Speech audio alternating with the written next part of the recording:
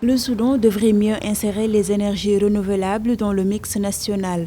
C'est du moins l'appel de certains experts du pays en énergie renouvelable. Une institution responsable de la production des énergies alternatives doit exister selon eux. Entre autres réformes, des réglementations sur le monopole de la production et de la distribution électrique devraient être adoptées au Soudan. Le Soudan, déjà, depuis 2010, il a cherché à attirer des investisseurs chinois. Le pays était sous l'embargo américain et comme il y avait des sanctions internationales, etc. Et le gouvernement, en fait, n'avait pas beaucoup de ressources, donc le projet n'a pas abouti. Au Soudan, seulement 10% de la population a accès à une électricité fiable.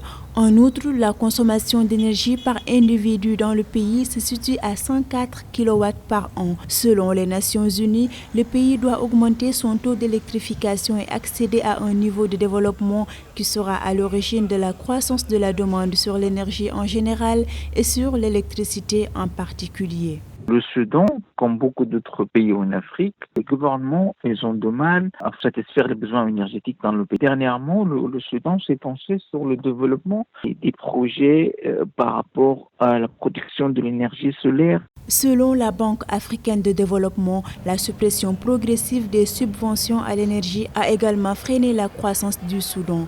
Ainsi, le pays reste un État en transition confronté aux carences de ses capacités institutionnelles et humaines.